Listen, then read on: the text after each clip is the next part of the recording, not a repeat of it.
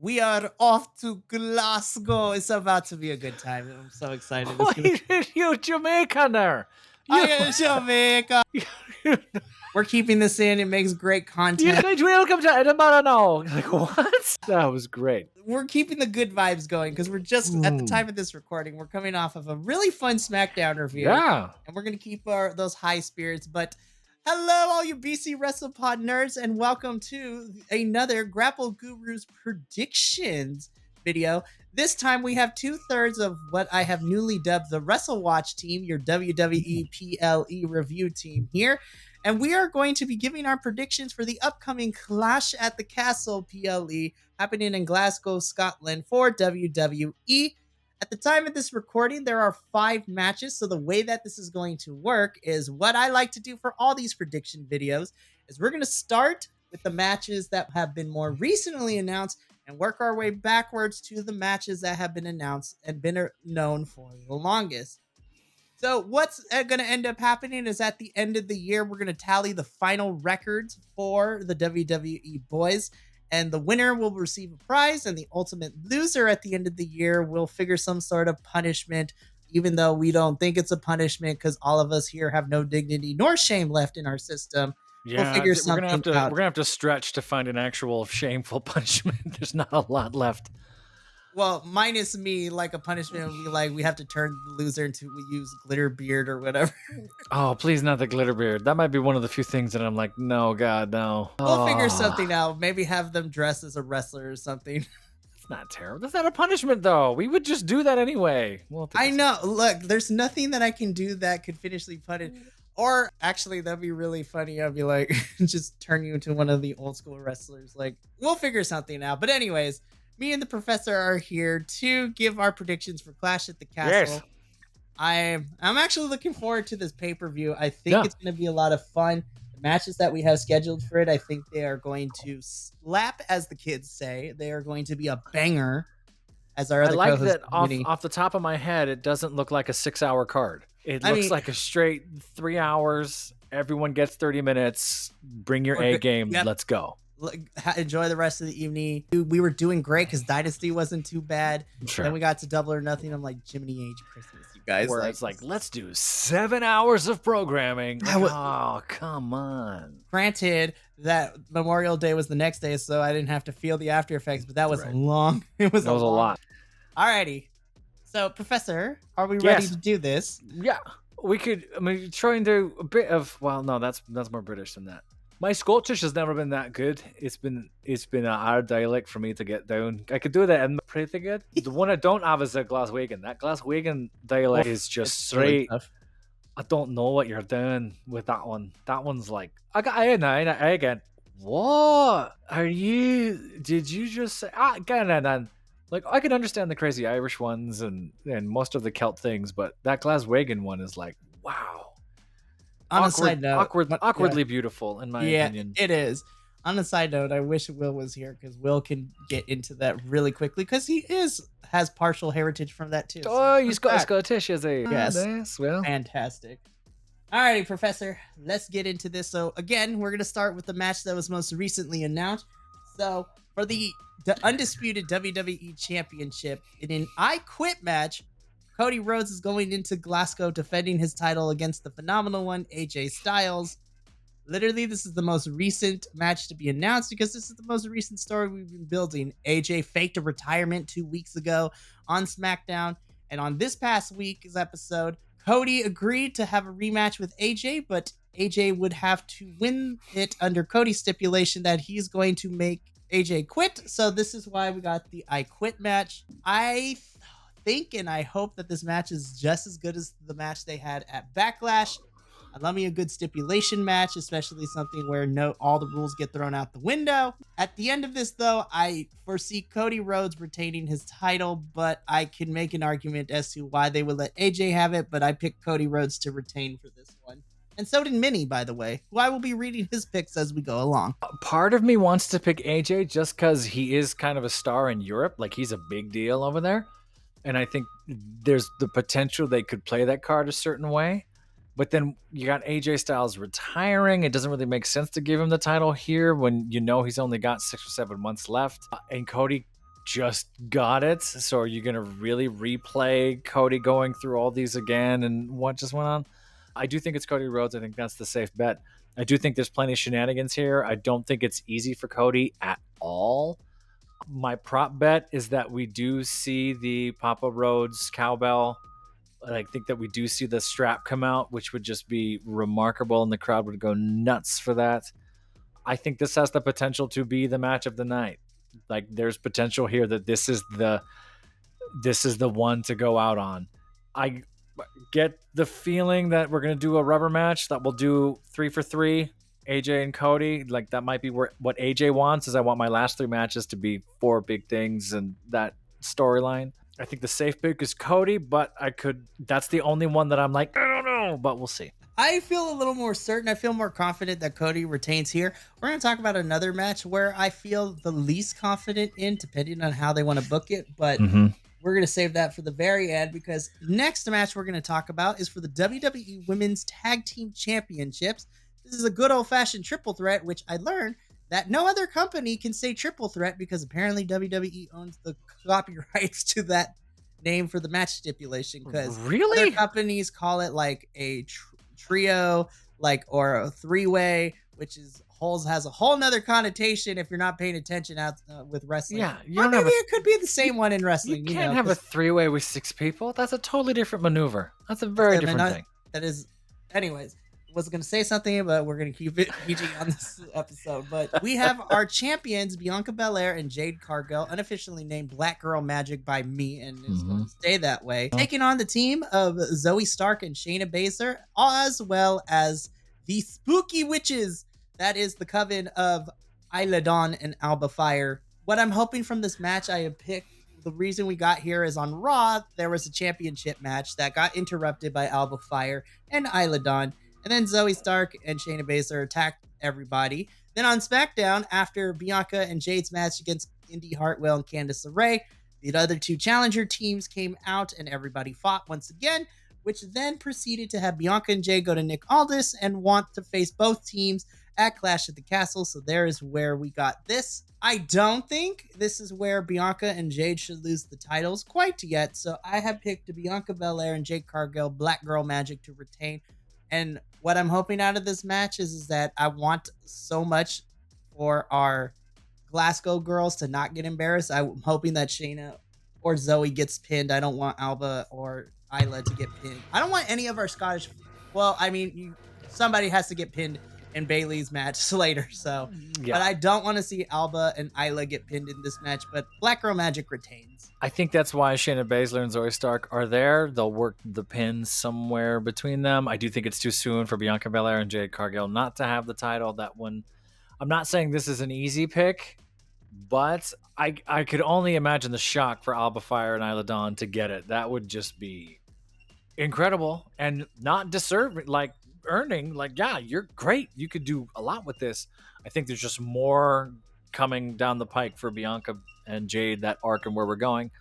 I do think it's Shayna Baszler or Zoe Stark taking the pin. I think they go all out though. I think I really hope this showcases women's tag team wrestling. I hope it's not a 4-minute pin, we move on thing. That's my fear. I don't think they do that because they're not going to do that to Scottish talent. But yeah, I think the safe pick is Bianca and Jade. Our other co-host, Minnie, has also picked Bianca and Jade to retain here. I also hope that this is a barn burner of a match because you have all incredible talent in there. So I think it's going to be great. All right. Center myself here because this next match is one of the ones that I kept going back and forth before ultimately making my decision because this can go either way. And if we're factoring in contracts as well, who knows what's going to happen. But next match we're going to discuss is the WWE Intercontinental Championship. Sami Zayn defending his title against a now heel Chad Gable. Chad helped Sami prepare himself for Gunther at WrestleMania. Then they had a feud in which, after losing to Sami in Sami's home country of Canada a couple months ago, Chad turned heel and now has become the most gaslighty, somewhat emotionally manipulative very toxic Chad Gable. He's literally this version of, he is literally the Perk Angle version of Chad Gable. He's embodying Perk Angle. And for those of us who've been following wrestling for a very long time, know how heely Perk Angle was. So there was a match that happened at King and Queen of the Ring, which saw Sammy beat Chad Gable and Big Bronson Reed to retain the title. And Chad wants a rematch. Sammy said no. And then Chad pulled the dirtiest trick in the book and told Sammy that until he gets his title match, he is going to berate, belittle, and in the case of Otis, give a massive belt whooping to the rest of Alpha Academy until Sammy agrees. So Sammy agrees. There was a fight that happened on this past week of Monday Night Raw in which Otis did not see Chad Gable throw Sami Zayn into him, which caused Otis to push Akira Tozawa Maxine off of the ring apron, which caused Maxine to injure her ankle. Otis attacked Sammy and kind of turned heel. This one's tough because Otis, to me, is going to be the factor in which either Chad loses or Chad wins. I went back and forth with this and I thought about everything. You know, contract issues, the stories that we're telling. This is my favorite story that Raw has got going on right now. I'm pulling an upset. Chad Gable, I think, walks out of Glasgow as the new Intercontinental Champion. Because Otis versus Chad is what I want at SummerSlam with the story we've been telling. I think you're right. And I only knew half of what you said in the research that I've been doing. I think you got to have an upset somewhere on this card. I think you got to do something that makes it newsworthy. And I think this is the right choice. Contract, I definitely think plays into it because it's sort of like, oh, this is happening. Yeah, great. We'll put the belt on him and now we have something to negotiate with. Not that he's not deserving. I know that was just a black and white way of saying that. I am interested in the storyline. Of course, I'm not watching Raw like everyone else is. I'm kind of checking in with bits and pieces of that. I think that would be a huge upset. I think there's probably an Otis angle to play here. I think the crowd will want Sammy's revenge because Sammy's beloved worldwide. I think this will be great. I think this should be a killer match. Again, this has the potential to be a barn burner, and knowing that Chad is fantastic, Sammy's always fantastic. Yeah. I think these two are going to tear the roof off the place, and it's going to be a fantastic match. Minnie has also picked Chad Gable to walk out as the new Intercontinental Champion. Again, the story has been one of my favorite parts of Raw. This is the best story right now for me on Raw, which is saying a lot given who's on there. But we move on to one of our marquee matches, because there are two of them in the semi-main event, or what should be the semi-main event, for the WWE Women's Champion, Bayley defending her title against Piper Niven. Again, this has also been a really short build. Most of it has been built upon the fact that Bayley continues to get whooped by Chelsea and Piper in some capacity, mostly Piper just destroying Bayley the last couple of weeks. And it wasn't until this past week's SmackDown where we got a really great promo from Piper, kind of showcasing who she is, what her accolades are, and that she's going to be taking the title from Bayley.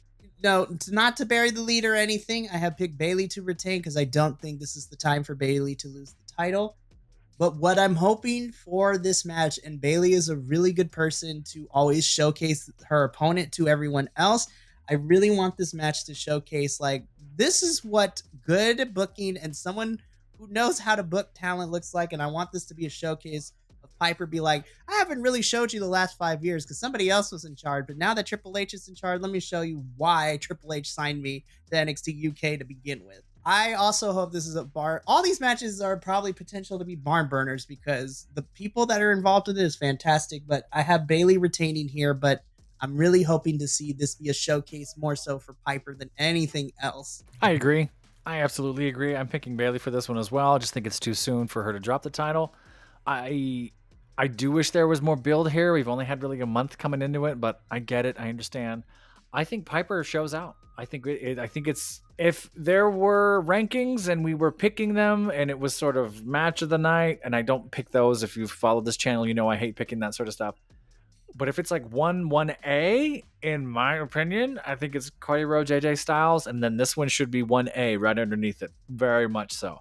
Nothing against the one we're about to talk about, but I just think as far as pacing and what's on the line and the sort of respect that Piper wants and will go out and take, I'm very intrigued by this match. I think it's going to be a blast. Alrighty, so now let's talk about what probably is going to be main eventing Clash at the Castle. The match that got first announced, which is really weird to say because it's only been announced for the last couple weeks, but this was announced at King of the Queen of the Ring for the World Heavyweight Championship. Archer of Infamy, Damian Priest, defending his title against, again, Glasgow, born and raised, is their own Drew McIntyre. We've been having a weird build to this because we started planting the seeds, but then Drew got injured and was off TV for a couple weeks, which kind of halted a lot of stuff. We were also teasing Punk versus Drew at some capacity because those two had interactions. But Triple H announced at King and Queen of the Ring that Damian will be defending his title against Drew. Damian and Drew have kind of crossed paths before that, where Damian told Drew, anytime you want this match, it's here. Triple H made the match, and Damian has been punking, so to speak, Drew. Haven't had too much interactions outside of promos. They haven't put their hands on each other quite yet, but who knows with Monday Night Raw happening relatively soon. We shall see what happens with all that. So, well, let me backtrack. Minnie picked Bailey. He picked Damian Priest here. I went against the grain. I picked Drew. I think Drew's walking out of Glasgow as the champion. My biggest reason why is because, again, this can go two ways depending on where they want to book this. Because I know that Damian is not going to have a long title reign. He is a transitional champion in certain capacity. I'm happy he's been champion and he's been a lot of fun. But the ultimate goal is Damian's losing this title. Now, if they were not going to have any shenanigans, I think Drew walks out of Clash at the Castle the winner. But if we get a certain CM Punk making an appearance to screw Drew out of the title, then Damian retains. But I don't think that Triple H would allow Drew to lose in front of his hometown again, because 2 years ago at Clash at the Castle, Drew lost to Roman. I don't think that Triple H would let Drew lose here again. I'm going to pick Drew walks out as your new World Heavyweight Champion, but I also can see a CM Punk appearance and causing some shenanigans, or even shenanigans for the rest of the Judgment Day now that Liv Morgan is kind of running shots now without Damian knowing too. So, but I picked Drew. Minnie has picked Damian. Professor, who walks out of Glasgow as the World Heavyweight Champion? You and I are liking all these. I think it's Drew. I don't see when Drew was doing that contract negotiation way back when, and then we ended up with the cash in right as Drew won it. So Drew was champion for what, 90 seconds, and then all of a sudden it was over. I feel like part of the negotiation was, okay, great, I'll put this over, I'll do this. I want the title in my hometown. I think that there's some of that there that was building up. Let's build up towards it. Let's do this right by Drew. That's my opinion. That's what I think. I think doing this too, Damian drops the title, and then we can really kick that roller coaster of breaking up the Judgment Day off. And if you kind of follow social media, Finn has been posting about his past and his career and sort of highlighting him as a competitor before Judgment Day. Of course, there's the madness with Dom and all that other stuff. You know, Rhea Ripley's coming back at some point, is probably going to want to go out on her own or have a different faction or different type of lead. We were talking about this maybe almost a year ago, how the Judgment Day is slowly holding them back. And I'm not saying it's outworn its welcome. It hasn't. I think this faction has run its course in a way. And I think if you can break it up now cleanly in a way where we still remember, we still know what it is, maybe you can bring this back as a face faction eventually, but you kind of have to break this up however you're going to do it. I think the Liv Morgan angle makes sense to me as well in there. You have more places to go if Damian drops the title here. If you don't, now you have Drew stuck in what's next for me. I'm going to go fight CM Punk. Why? You have Damian fighting who? You can play this as a rematch thing. You can play this leading into SummerSlam. Where are we going? What are we doing? Why are we doing? What are we doing? So you have more options, I feel like, if Damian drops it here. And then just think of the pop you get if Drew McIntyre wins it at home. Huge. And the UK loves you. Europe loves you. You did that's me. But like we say here so often, if it makes sense, they're not going to do it. So I don't know if they'll really do this, but I can't talk myself out of picking Drew. Yeah, this one and then the Intercontinental Championship match can also go either way for me too, but honestly, and I'm not saying it's because of one person, but I have to say that Triple H has done a really good job of making me interested. And we all talked about this during the WrestleMania review, where WrestleMania was closing a certain chapter within WWE storytelling, and now this is like a fresh start for everyone. And I'm gonna be honest, because Backlash, I was like, okay, well, this is the pay-per-view before the big summer one, so let's just get through it. And again, because of the crowd and just how much the performers put on, Backlash is probably at the top of my list for WWE pay-per-views this year. And the card itself for Clash at the Castle is looking to also be on that same level. I'm like, dang, these international shows just keep killing it. I was just like, we're spoiled as US fans. The United States do better because these international crowds, they hype up these pay-per-views and make it excited. But I'm excited for Clash at the Castle. It's an event. It's an event for them. And we kind of take it granted as Americans, sure.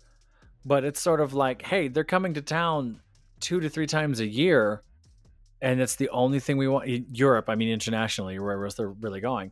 Whereas in the States, they're already touring here. They're already doing so many things. But the big money's elsewhere. That's kind of the pull and the push. And I wouldn't be surprised if the overlords of WWE are wanting to push for more content off our continent in other places because it's easier for them to get to and marketing wise easier for them to push and pull than over here. Totally understand that. I don't, how do you not have Drew win this? Yeah, I'm gonna be very interested to see if Drew doesn't win. But regardless, we're gonna save all our thoughts because these are just the predictions. So thank you for joining for this prediction video. Me and Professor and Minnie are really excited for Clash at the Castle. And that's gonna be it for the Grapple Guru's prediction.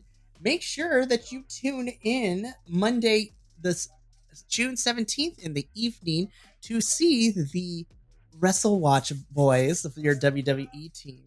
I love that we're kind of Wrestle Talk, but Wrestle Watch. I was like, Wrestle Watch. It just rolls off the tongue better. WWE Wrestle Watch. The Wrestle Watch boys will be back on Monday, June 17th in the evening to review Clash at the Castle. We're going to have a great time. We're going to have the PowerPoint presentations as what has become a staple. I'm pretty sure I'm going to include some memes depending on what happens.